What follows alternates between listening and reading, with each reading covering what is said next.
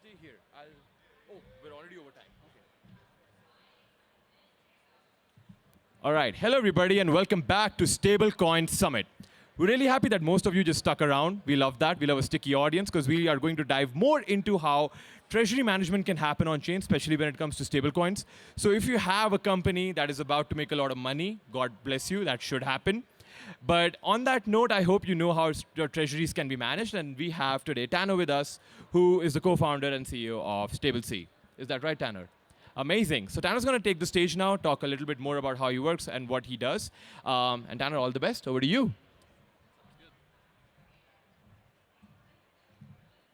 Thank you. I'm a free solo this one here. So no presentation, just chatting. Open up for Q&A here at the end. So definitely welcome y'all's questions. But yeah, good to see y'all. My name's Tanner, CEO and co-founder of StableC. What StableC is it's a B2B enterprise cross-border payment platform. What I'll talk to you guys about today is a little bit of our origin story, what we're seeing in the space, some of the key challenges that still remain, and go from there. So at StableC, we got our start. We were at a company called Block before, which was formerly Square, and we were building decentralized payment protocols for cross-border payments. We left because we left to start StableC because we saw a big challenge in the liquidity space. What that issue actually is, in theory, is if anyone in the audience here wants to go and start a gig economy application or some sort of payout or payroll or marketplace company, pretty simple to get set up these days, right? You go out, you get an account at Bridge, and then you build into someone like Bitso and Latam, and then you're off and running. You can do on-ramps into US dollar, you can put that into a stablecoin, you can move that across any chain, and then you can convert it into MXN or Colombian peso or Brazilian real, and then you send it to the local bank account destination. A lot of the stablecoin infrastructure was built for retail payments. So it was built for small, high volume, low tickets. And so liquidity works pretty well around the world, except for in the B2B space. So in the B2B space, if you think about it, one of the larger issues is liquidity. And so if you have like a $10 million transaction and you try and pipe it through a regional exchange today, typically what happens is you will blow up the order book of whatever exchange you're trying to pipe it through. And so you get flipped to an OTC desk experience. For anybody in the room that knows OTC, what that is you get some dude's Telegram number in some random place in the world, and you have to call him. And when you call them, you say, hey, I'm trying to offload a $20 million ticket size, and then you have to negotiate, and then there's no accounting reconciliation. None of that stuff exists. They typically give you an order confirmation on Telegram. You have to screenshot that, put that in Slack, send it to your CFO, and then you typically get a, why are we doing a $20 million transaction via Telegram? So the stablecoin space, if you want to bring the real economy into this space, you really need to solve for deep liquidity. You need to solve reconciliation challenges across multiple different ERP systems. And then you really need to have enterprise-grade security and privacy along with that. So those are one of the major things that we've been seeing in the space. And so what StableC does is we typically focus on first-party transactions. So those are typically in payments jargon known as a treasury movement. So consider yourself John Deere and you have 78 subsidiaries around the world and you need to fund your West African subsidiary. You typically use JP Morgan Chase, HSBC, Standard Chartered, Goldman. You typically use their transaction banking desks today to move that money around the world. And even if you use the correspondent system, to get into truly emerging market currencies, it still takes anywhere between 7 to 14 days for those funds to settle. So if you're a CFO or treasurer of a large publicly traded institution and you need to move 50 million because you need to pre-fund your South African entity so they can make payroll or build a manufacturing plant or something like that, it'll still take you have to tell your treasury team to pre-fund that about 2 weeks in advance. And if you just think about the opportunity costs that are lost with that, you've got $20 million, $40 million, $50 million just sitting in the correspondent banking ether, just waiting to be settled. And so think about the opportunity costs of what that $50 million could be doing, even if you put it in a money market fund that was just generating 3.3% interest, right? So a lot of opportunity costs lost there. And so what we do at StableC is we help large enterprise companies like that move large ticket transactions across the world and then settle it in real time. And so that's how we're starting to see like some of the major use cases that we're seeing in the market for B2B adoption is for companies that have subsidiaries or bank accounts around the world, and like the primary use case is reducing your pre-funding time. And so that's like the primary use case that we're seeing in the enterprise space, whereas if you look at the retail space, it's typically third-party payouts or peer-to-peer transfers, where you're trying to send money to your family back in Mexico, or you're trying to pay out a vendor in Thailand, all the things.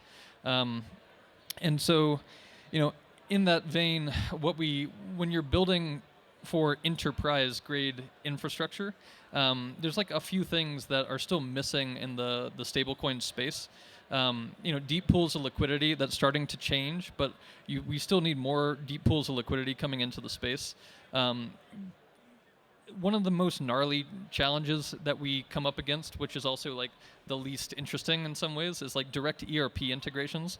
Because if you're a big company, you'll typically have like Oracle and NetSuite and SAP and like different ERP systems around different subsidiaries around the world. So you really need to make sure that the accounting and reconciliation between Web 2 infrastructure and Web 3 infrastructure match to the same ledger. So like ledgering is still one of the core pieces of architecture and infrastructure that really creates a moat for a company in this space. And so there's that, and then secondly, it depends on who you're building for. Like we at StableC for B2B cross-border payments, like we sell an API to some companies, but ultimately the audience that we sell to is a treasurer. So you're a human, and what that means is that you log in with a username and password to something that looks like JP Morgan Chase or Goldman, and you can actually connect your bank accounts around the world, and then you can use your stablecoin to move into and out of different currencies across the globe. And so that also requires a large degree of security and a large degree of liquidity, and then subsequently mapping into 10,000 different ERP systems around the world, which is a bit of a gnarly challenge. And so those are some of the things that we're seeing in the space at the moment. And then from one of the other things, like as you guys, if you're builders or operators out there, one of the other things that we're starting to see is like a lot of companies that come to StableC, they say, hey, I don't trade every single day, right? Like if you're like a large company like Coca-Cola, you're not necessarily moving your treasury into Botswana every day. You typically do it on a monthly basis or maybe every 2 weeks. So you're starting to see these companies hold in stablecoin and a wallet that are just sitting there. And so, what we're starting to see is a lot of these companies are asking, what else can I do with my stablecoin? And there's a few interesting branches of logic that emerge from that. One, like the natural concept is, okay, how can I make yield with my idle stablecoins? And so, there's a lot of great work being done in the on-chain RWA space. So if you want access to tokenized money market funds or tokenized fixed income products, you can now take your stablecoins that sit on-chain in a wallet and swap them into money market funds, fixed income products. Private credit is coming on-chain too. So there's a lot of natural synergies there. And then secondly, from a working capital perspective, a lot of these businesses, you can use your stablecoin holdings in a wallet and or your RWAs, so like your tokenized money market funds, as asset-backed collateral to unlock working lines of capital through either DeFi markets or securitized lenders on-chain. So I think the space is really interesting at the moment because we're finally starting to see real economy adoption of stablecoin. So getting out of like the Web3 space and getting out of like the pure fintech space, we're actually starting to see real economy businesses come in, and the first use case is for cross-border payments, and then the second is access to RWAs, and the third is access to on-chain loans. So you can get access to working capital a little bit quicker than you otherwise would, because in any of those contexts today, even if you use capital markets today with like a traditional money market fund, like yield accrues daily, but it pays out monthly. So you have to wait, and then there's still a liquidity constraint on getting out of a money market fund. You still need to exit that position. It takes 2 days, and then it'll take another day or two to settle, depending on what rail you use. So it still takes a long time. With stablecoin, you can swap instantly into a tokenized money market fund. The yield typically accrues daily, pays out daily, and then you can get into and out of 24/7, 365. So it's a big material lift. And then same thing with private credit. If you're looking for working lines of capital, you can essentially take your stablecoins and your on-chain RWAs, and that'll be your asset-backed security, so to speak, and you can port that to a smart contract to unlock on-chain lines of credit. So so just to recap, Stable C, we're a B2B cross-border payments company. We typically serve the enterprise, which means large companies that have subsidiaries around the globe. So yeah, I know we got 3 minutes left, but I would love to take some questions, to be honest, because I generally hate listening to myself. So I'll pause once for any questions out there in the audience.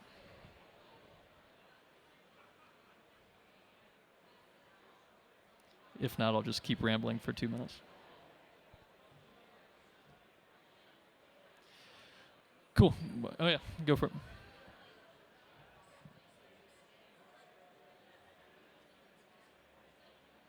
Sorry, can you say that one more time?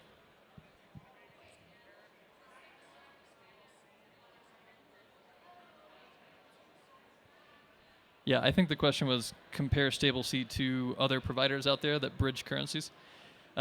Yeah, so there's a few things there. Like I think there's some really good companies building in the space that are doing like traditional FX, and they mostly sell to companies that are institutional in nature. They're like institutional brokerages or like crypto hedge funds or trading platforms. And so, there you have a lot of good protocols that are being built on chain for swaps. How we differentiate is like we typically don't deal in the high frequency trading space, and we don't deal with we're not like a true FX desk. Like we do FX, but we are mostly a payments company. And so in the enterprise space, we don't see that many folks serving the enterprise outside of like the big guys. So like if we go into a big deal, who we typically see honestly is JP Morgan, Chase, and Citibank. Those are the two. JP Morgan, awesome team. Like honestly, the Connexus team and like the JP Morgan coin and the Onyx blockchain, like they're doing a lot of good work out there. And so when you think about what the world looks like in 2, 3, 4 years, right now you've got a lot of great innovation happening at the startup space. You've got some big incumbents like BVNK and Coinbase and Ripple and Stripe, and they're all doing great work. But also the banks, while they're typically slow, like they're moving, and they're moving with force. For a lot of reasons, because they're concerned, it's in the headlines all the time, they're concerned that their depository base is going to become at risk. And so they need to figure out how they participate in this Web3 economy. Because like from 2015 to 2020, most of the stablecoin trading activity across any stablecoin, PYUSD, USDC, USDT, etc., all that volume was typically being done by institutional traders. And it wasn't really until the last 12 to 24 months that you actually saw payments companies pop up, and you're actually providing a utility out into the real world. Not that high frequency trading isn't a utility in the real world, but you're actually paying out a vendor in Colombia or paying out a supplier in Thailand. And so, if you look at some of the data providers for on-chain data, you're starting to see the actual real economy start to tick up, and payment use cases come online. So, cool. Well, I think that's about it. So, appreciate the time. Thank you.